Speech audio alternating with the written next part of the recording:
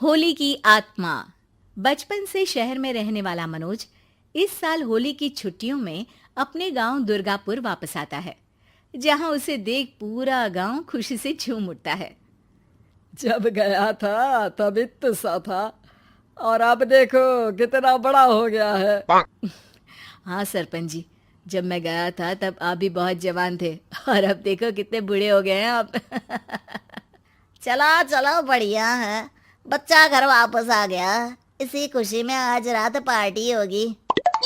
क्या बात है, गांव में भी पार्टियां होने लगी। वैसे अगर पार्टी की बात है तो आज क्यों सीधा होली पार्टी करते हैं।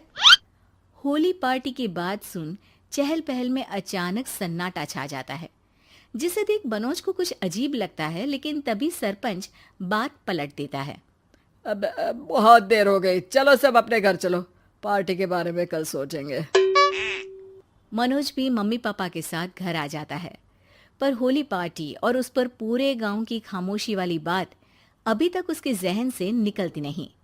पापा, होली पार्टी की बात पर सब चुप क्यों हो गए थे? अरे होगी उनकी कोई अपनी बात। मुझे गांव की पंचायत ही थोड़ी पता है। थक गया हूँ, चलो सो जाते हैं, कल बात करते हैं। पापा की बात मानते हुए मनोज भी सोने चला जाता है। आज तो छुपा लिया, लेकिन हफ्ते बाद जब होली का दिन आएगा तब इसे कैसे रोकोगे? अगली सुबह सूरज के साथ ही मनोज भी गांव घूमने निकल जाता है, जिस पर रास्ते में उसे अपनी ही उम्र के कुछ लड़के भी मिलते हैं, जिनसे दोस्ती कर अब वो उनके साथ घूमने लगता है। इसी तरह कुछ दिन बीत जाते हैं और होली नजदीक आने लगती है।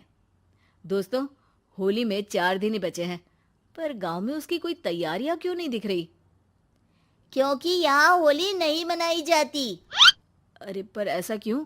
वो राजा भूषण। अरे तुम 4 दिन के लिए आए हो, क्या इतना सोच रहे हो? चलो कुछ खाने चलते हैं। इसी के साथ एक बार फिर होली की बात को टलते हुए देख मनोज को शक होने लगता है। वो घर पहुंचते ही इंटरनेट पर अपने गांव और राजा भूषण के बारे में जानकारी निकालने लगता है। क्या? मुझे आज तक ये नहीं पता था। ऐसा कैसे? किसी ने मुझे कुछ बताया क्यों नहीं? सारी जानकारी लेने के बाद मनोज गांव वालों या अपने मम्मी पापा से कुछ पूछे बिना खुद ही उसकी सच्चाई के बारे में छानबीन करने लगता है, जिसके चलते वो राजा भूषण की हवेली में पहुंचता है। वाह, क्या हवेली है यार। पर क्या यहाँ सच में कोई भूत है? हेलो भूत जी, कोई है क्या? हम इस साल गांव में होली सेलिब्रेट कर रहे हैं, क्या आप उस पर थोड़ा इंटरव्यू देंगे? मनोज के ऐसा बोलते ही गांव में तूफान उठ जाता है और हवेली में रखी सारी चीजें हिलने लगती है। एक अदृश्य शक्ति मनोज को धक्का देकर हवेली से बाहर निकाल दरवाजा बंद कर लेती है। ये सब देख मनोज हैरान रह जाता है। क्या अभी मुझे हवा ने धक्का देकर बाहर निकाल दिया? मेरे होते हुए इस गांव में कभी होली नहीं मन सकती, इसलिए दोबारा ऐसी कोशिश भी मत करना, अंजाम बुरा होगा। आवाज सुन मनोज हैरानी से इधर उधर देखने लगता है, पर उसे कोई दिखाई नहीं देता। वो गांव वापस आ जाता है, जहां तूफान की वजह से सब कुछ तहस महस हो चुका होता है। आखिर ये तूफान आया कैसे? ना ऐसा कोई मौसम था और ना ही हमने होली का त्योहार मनाने की बात की थी। सरपंच की बात पर कोई रिएक्शन दिए बिना मनोज चुपचाप अपने घर चला जाता है। इस तरह देखते ही देखते होली का दिन भी आ जाता है और मनोज रंग लेकर गांव में निकल जाता है, लेकिन गांव पूरी तरह खाली होता है। अरे त्योहार का दिन है, धूमधाम की जगह मातम क्यों मनाया हुआ है? मनोज की आवाज सुन सब अपने घर की खिड़कियां खोल के घर के अंदर से ही उसे वापस जाने के लिए कहने लगते हैं, पर वो किसी की नहीं सुनता। तुझे पहले भी समझाया था, अगर होली खेलने की कोशिश भी की तो अच्छा नहीं होगा। अरे बात मान लो बेटा, तुम्हें सच नहीं पता। मुझे सब पता है। सालों पहले इस राजा ने एक अंधविश्वास फैलाया और आप लोग आज तक उसे मानते आ रहे हो।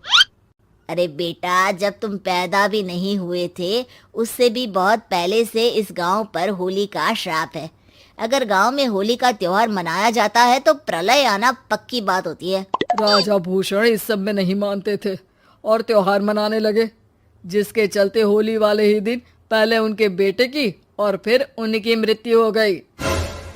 तभी से गांव की रक्षा के लिए उनकी आत्मा उस हवेली में रह रही है। सबकी बातें सुन मनोज उलझन में पड़ जाता है। सोचना भी मत मनोज, अगर तुमने इस परंपरा को तोड़ने की कोशिश भी की तो उसका परिणाम इस गांव और गांव के लोगों के लिए अच्छा नहीं होगा। मुझे भी यकीन नहीं हो रहा कि आप लोग एक बेतुकी बात को मानकर सालों से रंगों के त्योहार को मातम की तरह मनाते आ रहे हो। मनोज किसी की कोई बात ना मानते हुए पूरे गांव में रंग बिखेर देता है, जिसके तुरंत बाद वहां तूफान के साथ बिजलियां गरजने लगती है। अचानक मौसम में ऐसा बदलाव देख जहां मनोज कंफ्यूजन में आ जाता है, वहीं गांव वाले डर से सहम जाते हैं।